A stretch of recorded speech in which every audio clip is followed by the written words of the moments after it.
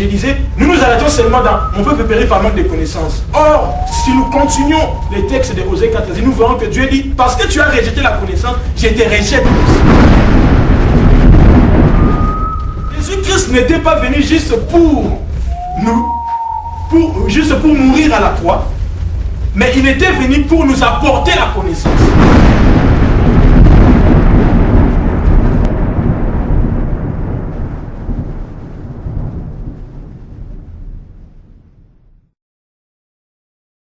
Dieu travaille avec les gens qui ont des objectifs bien fixés. Amen. Amen. Tu ne peux pas en même temps demander, Seigneur, je veux des habits. En même temps, Seigneur, je veux du travail. En même temps, Seigneur, je veux ça. Non. Il y a des certains, je vous avais conseillé, j'ai dit, il y a des certaines bénédictions qui coulent en dépendance des autres bénédictions. Amen. Si tu dis, Seigneur, moi je veux par exemple, j'avais donné l'exemple de Bartimée. Bartimée avait un objectif, une vision claire sur sa vie. Il a longtemps mendié dans Marc chapitre 10, verset 42-52. Il a longtemps mendié, mais ce n'était pas ça son travail. C'est pas ça qu'il désirait. Bien aimé, des fois toi tu cherches l'argent. Mais pour Dieu, Dieu dit, toi tu cherches l'argent. Les Chinois disent, un adage chinois dit, montre-moi à pécher, je mangerai. J'irai pécher, je mangerai.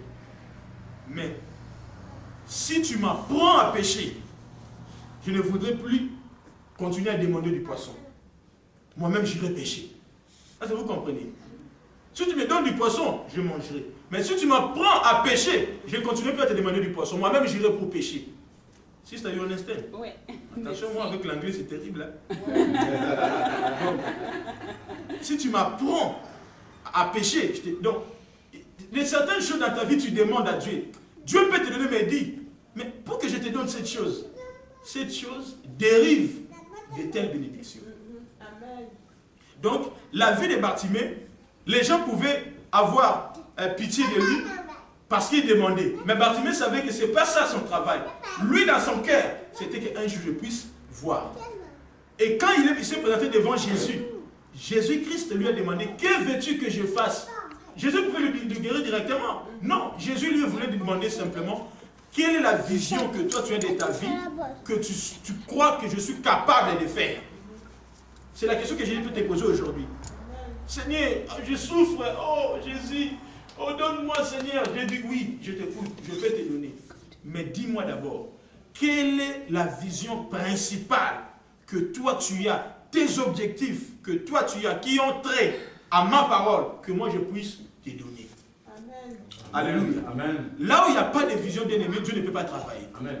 Parce que Dieu lui-même est un Dieu de vision. Le monde est conduit par des gens qui ont des objectifs.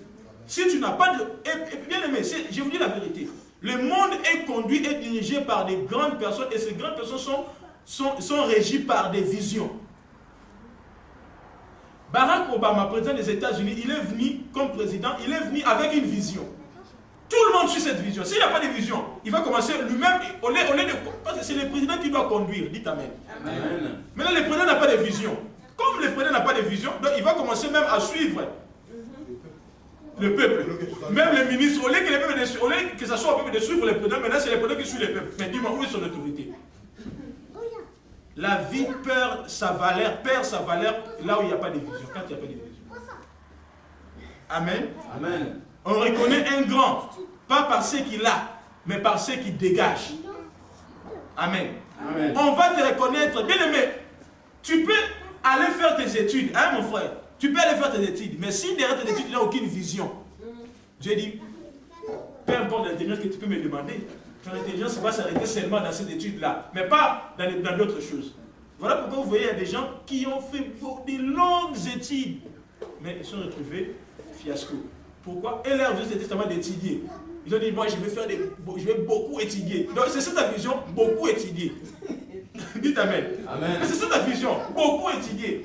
Et tu vois comme ça des diplômes terribles que toi, tu n'en auras jamais toute ta vie. Dites Amen. Amen. Beaucoup de diplômes, licencié en droit commercial, tout ça, économie. Licencié à tel, licencié à tel.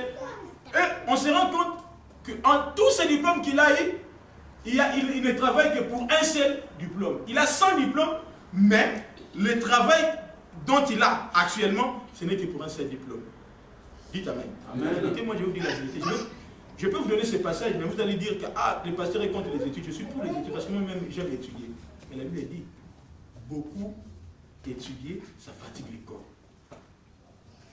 Dites Amen. Amen. Tu étudies, ça fatigue le corps. Non, on va voir ça après.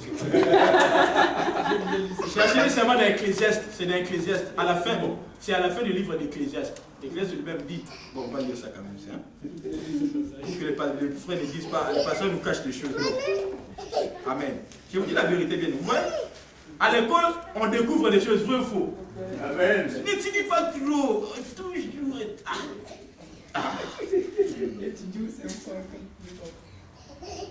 Alléluia. La Bible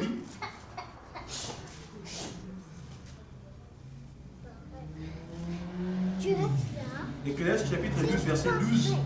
Ecclésiaste chapitre 12 verset 12. Je l'ai lu dans Jésus-Christ. Du reste, mon fils, tire-en instruction.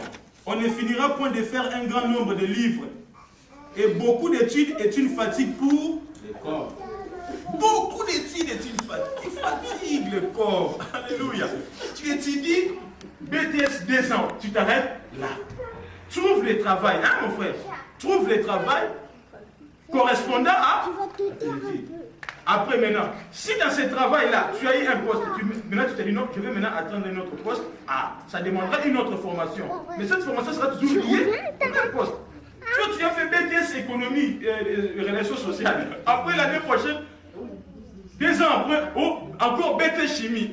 Mais la même personne avait fait BTS économie, c'est la même personne qui fait BTS chimie. Bon, il veut travailler dans combien de domaines? Bien aimé, là où il n'y a pas de vision, Dieu ne peut pas travailler avec toi.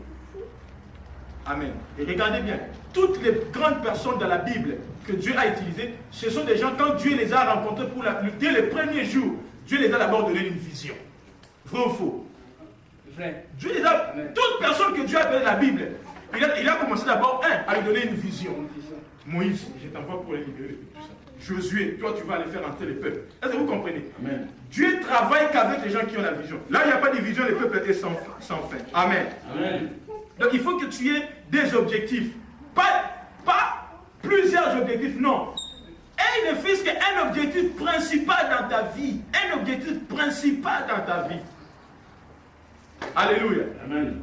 Je vais te dire une chose, que la vision que tu as dans ta vie est une sémence. Alléluia. Amen. La vision que tu as dans ta vie, c'est une sémence. Je vous donne, moi je n'ai pas beaucoup d'amis. Je préfère d'ailleurs en avoir 2 que d'avoir 5. Parce que l'ami coûte cher. L'amitié coûte très cher, l'amitié. Ça coûte très cher. L'amitié, ça coûte très cher, je vous dis la vérité. Amen. On a plus de collègues, des camarades que des amis. Parce que les amis, on les choisit. Les camarades, on ne les choisit pas. Si tu viens dans une école, c'est la rentrée scolaire. Les collègues, tu ne choisis pas, ils sont là. Mais les amis, tu les choisis. Est-ce que vous comprenez? Amen. Bien aimé, il faut que tu puisses savoir que tu ne peux investir que dans un milieu qui t'est favorable. Amen. Amen. Toute personne qui est dans ton église, même s'il prie bien, même s'il sert bien le Seigneur, ne dis pas, ne crois pas que ce sera lui, celui-là ton ami. Tout le monde ne peut pas être ton ami. Amen. Alléluia. Amen. Il dit, détrompez-vous, ne vous trompez pas, les mauvaises compagnies corrompent les bonnes mères. Bien aimé, même si tu pries à langue, même si tu crains le Seigneur, mais si les jours-là, il y a eu des ordres, ne sais pas moi, à Nancy ou devant la gare, et qu'on t'a retrouvé parmi les gens qui avaient fait du alors que tu n'as rien fait. Bien aimé, quand la police viendra, on va t'arrêter. Est-ce qu'on peut dire amen? On va t'arrêter. Non, on va t'écouter que dans le commissariat. Vrai ou faux? On t'écoute dans le commissariat. Après, ta femme ou ton mari ou encore tes frères te commenceront à s'inquiéter pour toi.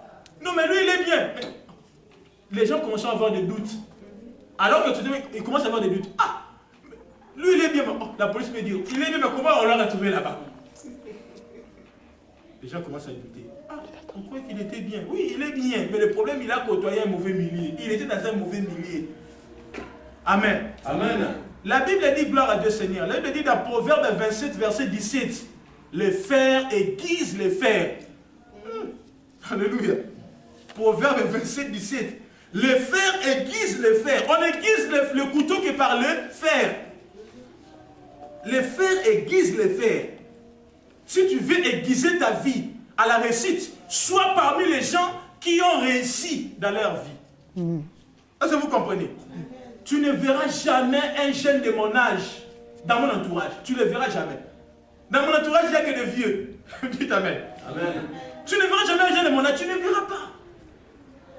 Je vous dis, ce n'est pas de l'horreur. Tu ne verras pas. Parce que j'ai choisi le milieu que je dois côtoyer. Amen. Amen. Amen. Joseph a compris ce système. Lui-même commençait à vivre dans la mentalité des grands. Joseph était dans la prison. Quand il était dans la prison, il côtoyait les gens du même niveau que lui, des prisonniers. Mais alors que Dieu ne le voyait pas là, Dieu le voyait dans un milieu des grands premiers ministres. Est-ce que vous comprenez? Je vais te dire prophétiquement que toi, Dieu ne te voit pas dans la position que toi-même tu te vois. Dieu te voit dans une autre dimension. Mais parce que tu es dans un milieu défavorable, ça te coince, ça t'étouffe. Tu ne peux pas progresser parce que tu es dans un mauvais milieu. J'ai eu l'occasion, quand je voulais faire ma formation, c'est là où j'ai compris, même ça m'a énervé, j'ai dit non Seigneur, moi je ne peux pas être ici. Ah! Allez, dites Amen. Amen. Je ne peux pas être ici. Mais comment je dois être ici? Ah! Regardez la vie de ceux qui, entre guillemets, sont des rois, des présidents. Ils ne vivent pas dans les cités, vrai ou faux? Pourquoi ils ne vivent pas dans les cités? Encombrement.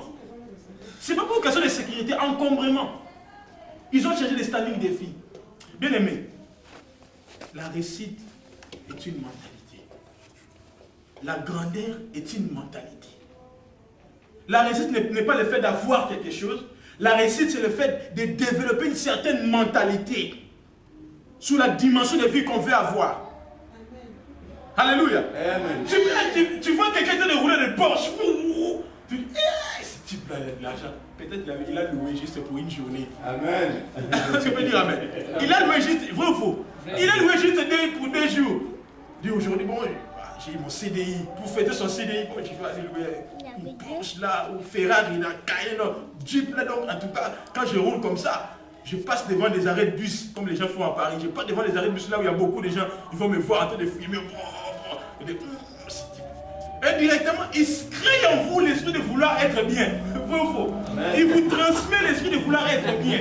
Même si tu avais dit, toi-même, dans l'arrêt de bus, quand tu commences à penser, ah mon Dieu, un jour, il faut que je puisse réussir, avoir de telles voitures. Qui t'a excité? Cette personne, alors qu'elle n'a rien. C'est juste qu'elle a loué pour 2 jours. C'est facile de louer. Dites Amen. Amen. Je vous dis, hein, il y a certaines difficultés que nous rencontrons dans la vie. Ce n'est pas à cause de Dieu. C'est à cause de l'ignorance. C'est à cause de l'ignorance. Ah! Le contrôleur entre dans le bus. Tu n'as pas de ticket. Alors que tu n'as pas fait exprès, mais parce qu'il te manquait 1,20 €. C'est à cause de l'ignorance que il te manque 1,20 €. Comprenez ce que je veux dire par là? Tu as manqué 1,20 €. Les 1,20 €, ça t'apporte le malheur de 35 € de contravention. Amen. Est-ce que vous comprenez? Mais si tu avais un bon niveau de vie, hein, tu avais des possibilités, bien aimé, tu n'as même pas besoin de prendre des bus. Alléluia. Amen.